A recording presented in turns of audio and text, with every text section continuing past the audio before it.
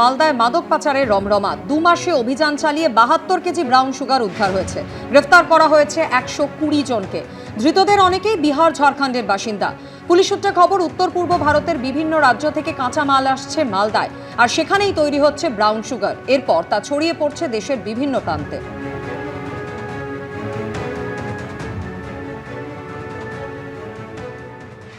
এটা আমাদের যে কন্টিনিউয়াস ড্রাইভ চলছে এগেনস্ট দ্য ড্রাগ, তারই এটা পার্ট আছে।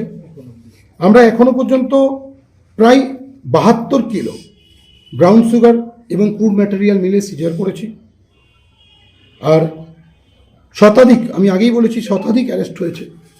মোর দেন 120 আমাদের অ্যারেস্ট হয়েছে এই ব্রাউন সুগার র্যাকেটের সঙ্গে যারা যুক্ত। কতদিনের মধ্যে? লাস্ট 2 মান্থে। এখন এটা হচ্ছে আরেকটি ইন্ডিকেটর যেটা প্রমাণ করে যে বাংলায় কর্মসংস্থান নেই।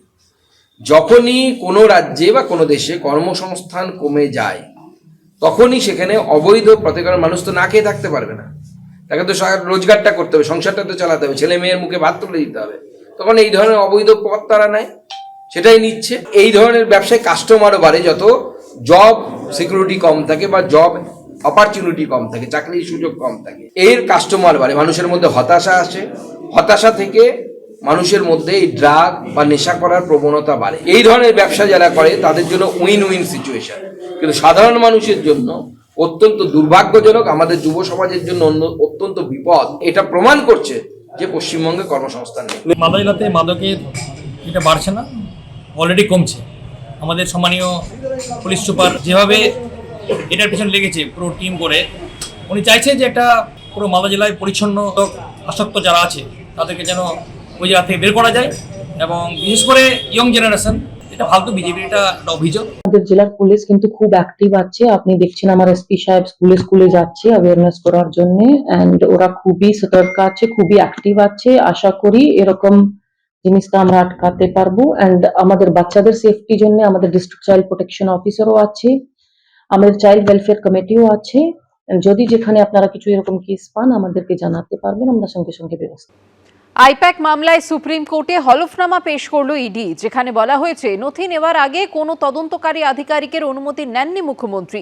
তিনি যে নথিগুলি নিয়ে গেছেন সেগুলি যে শুধুমাত্র তৃণমূল কংগ্রেসেরই ছিল নাকি সেখানে কয়লা পাচার মামলারও নথি ছিল সে সম্পর্কে ইডি নিশ্চিত না।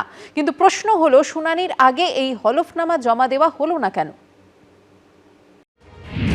সুপ্রিম কোর্টে বুধবার ফের পিছিয়েছে আইপ্যাক মামলার শুনানি। শুনানির আগে অবধি হলফনামা জমা দেয়নি ইডি। তারা যেভাবে সর্বোচ্চ আদালতে সময় চেয়েছে তার নেপথ্যে রহস্য খুঁজে পেয়েছেন অনেকেই।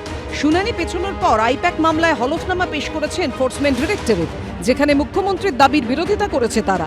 3রা ফেব্রুয়ারি সুপ্রিম কোর্টে আইপ্যাক মামলার শুনানির আগে মমতা বন্দ্যোপাধ্যায় সুপ্রিম কোর্টে যে হলফনামা দেন সেখানে দাবি করা হয় মুখ্যমন্ত্রী বিনীতভাবে ইডির অফিসারদের কাছে দল সংক্রান্ত তথ্য নেওয়ার অনুমতি চান। উপস্থিত ইডি অফিসাররা তাতে আপত্তি করেননি এবং তাকে ফাইল ও ডিভাইস নেওয়ার অনুমতি দেন। তা করার পর ইডি অফিসারদের অসুবিধে না করে সেখান থেকে বেরিয়ে যান মমতা বন্দ্যোপাধ্যায়। তার অনেকক্ষণ পর অবধি তথাকথিত এই তল্লাশি চলে। এবার ইডি তাদের হলফনামায় দাবি করেছে নথি নেওয়ার আগে কোনো তদন্তকারী আধিকারিকের অনুমতি নেননি মুখ্যমন্ত্রী।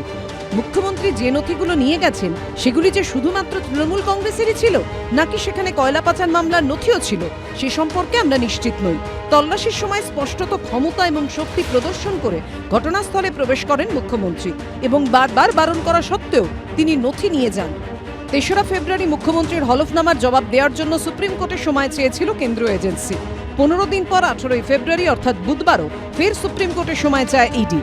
বুধবার শুনানির আগে পাল্টা হলফনামা জমা দিতে পারেনি ইডি। সলিসিটর জেনারেল তুষার মেহতা বলেন, ইডির তরফে পাল্টা হলফনামা তৈরি হয়ে গেছে। সুপ্রিম কোর্টের রেকর্ড অনুযায়ী তা এখনো অফিসিয়ালি ফাইল করা হয়নি, আরও কিছুটা সময় লাগবে এবং বুধবারের মধ্যেই তা ফাইল করা হবে। কিন্তু প্রশ্ন হলো, শুনানির আগেই এই হলফনামা জমা দেওয়া হলো না কেন? সুপ্রিম কোর্টে পেশ করা হলফনামায় ইডি দাবি করেছে তল্লাশির সময় যে পঞ্চনামা তারা তৈরি করেছিল সেটা কলকাতা পুলিশের উচ্চপদস্থ আধিকারিকদের উপস্থিতিতে করা হয়েছিল এবং পুলিশ কর্তাদের চাপের মুখে কার্যত জোর করে করানো হয়েছিল। ইডির আধিকারিকদের কাজে বাধা দিয়ে এবং তাদের গতিবিধি নিয়ন্ত্রণ করে মৌলিক অধিকার খর্ব করা হয়েছে। তিনি ওই আইপ্যাকের অফিসে আর আইপ্যাকের মালিকের বাড়িতে গিয়ে তদন্তকে বাধাপ্রাপ্ত করলেন, ইডি অফিসারদের কাছ থেকে ছিনিয়ে আনলেন এবং একজন কয়লা কেলেঙ্কারির ব্যাপারে অভিযুক্তর বাড়িতে মুখ্যমন্ত্রী কি করতে গিয়েছিলেন, কেন গিয়েছিলেন সেটা মুখ্যমন্ত্রীকে শ্বেতপত্র প্রকাশ করতে হবে। এটা তো আজকে সবাই বুঝে গেছে, এতই যাই বলুক না কেন ইডি, যে চুরি করতে এসছিলেন আইপ্যাকের দপ্তরে বা আইপ্যাকের মালিকের ঘরে, তৃণমূলের ডেটা চুরি করতে এসছিল অমিত শাহর নির্দেশে। দিনের পর দিন তারা সুপ্রিম কোর্টে টাইম নিয়ে যাচ্ছে এই কারণেই যে গল্পটা ঠিক বানাতে পারছে না। 18ই মার্চ সুপ্রিম কোর্টে আইপ্যাক মামলার শুনানি হবে। কৃষ্ণেন্দু অধিকারী, সৌমিত্র রায় ও শিবাশিস মৌলিকের রিপোর্ট, এবিপি আনন্দ। কয়লা পাচার মামলার তদন্তে এ নিয়ে তৃতীয়বার পুলিশ আধিকারিক মনোরঞ্জন মণ্ডলকে তলব করল ইডি। 23শে ফেব্রুয়ারি সোমবার সল্টলেকে সিজিও কমপ্লেক্সে ইডির অফিসে তাকে হাজির হতে বলা হয়েছে। সূত্রের খবর, পুলিশ আধিকারিক মনোরঞ্জন মণ্ডল এবারও হাজিরা না দিলে আদালতের দ্বারস্থ হবে ইডি। কয়লা পাচার দুর্নীতির তদন্তে ইডির স্ক্যানারে রাজ্য পুলিশের একাংশ। এই তদন্তে ফের পুলিশ আধিকারিক মনোরঞ্জন মণ্ডলকে তলব করল ইডি। 23শে ফেব্রুয়ারি সোমবার সল্টলেকে সিজিও কমপ্লেক্সে তাকে হাজির হতে বলা হয়েছে। কয়লাকাণ্ডে এই নিয়ে তৃতীয়বার পুলিশ আধিকারিক মনোরঞ্জন মণ্ডলকে সমন পাঠালো ইডি।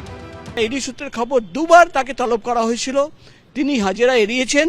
ফের তৃতীয়বার রাজ্য পুলিশের এই অফিসারকে তলব করা হয়েছে কয়লা পাচার কাণ্ডে এবং আগামী সোমবার তাকে হাজির হতে বলা হয়েছে। ইডির আধিকারিকরা জানাচ্ছেন, তৃতীয়বার তিনি যদি হাজিরা এড়িয়ে যান তাহলে কিন্তু আইনানুগ ব্যবস্থা নেওয়া হবে। শুধু তাই নয়, কোর্টে তারা দ্বারস্থ হবেন যে 3বার নোটিশ পাঠানোর পরেও যদি তিনি না আসেন তাহলে কিন্তু কোর্টে দ্বারস্থ হয়ে কোর্টে রিপোর্ট পাঠানো হবে এবং প্রয়োজনে ওয়ারেন্ট ইস্যু করার চিন্তাভাবনা রয়েছে ইডি আধিকারিকদের।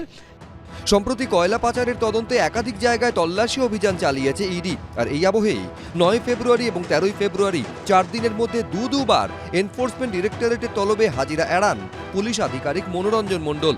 সূত্রের খবর, তার তরফে চিঠি দিয়ে বা অন্য কোনো মাধ্যমে কিছুই জানানো হয়নি। কলকাতায় দায়ের হওয়া কয়লা পাচার মামলার তদন্তে আদালতে জমা দেওয়া রিপোর্টে ইডি দাবি করে, পুলিশ মাফিয়া যোগসাজশেই এ রাজ্যে চলছিল কয়লা পাচারের সিন্ডিকেট। সেখানে কয়লা পাচারের প্রোটেকশন মানি দিয়ে প্রচুর টাকা ঘুষ নিতেন বারাবণী থানার প্রাক্তন ওসি মনোরঞ্জন মণ্ডল। ব্যাংক অ্যাকাউন্ট নাম্বার ও ট্রানজাকশন আইডির উল্লেখ করে ইডি আদালতে জমা দেওয়া রিপোর্টে দাবি করে, মনোরঞ্জন মণ্ডলের ব্যাংক অ্যাকাউন্টে বিপুল পরিমাণ ঘুষের টাকা ঢুকেছে। রিপোর্টে ইডির তরফে দাবি করা হয়, বারাবণী থানায় থাকাকালীন চিন্ময় মণ্ডল, কিরণ খাঁ, প্রবীর দত্ত এদের মাধ্যমেই ঘুষের টাকা নিতেন রাজ্য পুলিশের আধিকারিক মনোরঞ্জন মণ্ডল।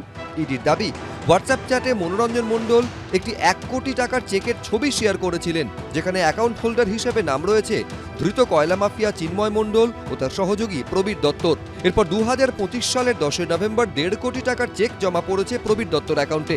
চিন্ময় মণ্ডল তা শেয়ার করেছেন। ইতিমধ্যে চিন্ময় মণ্ডল ও কিরণ খাঁকে গ্রেফতার করেছে ইডি। মনোরঞ্জন মণ্ডলের সহযোগী প্রবীর দত্তকেও জিজ্ঞাসাবাদ করা হয়েছে।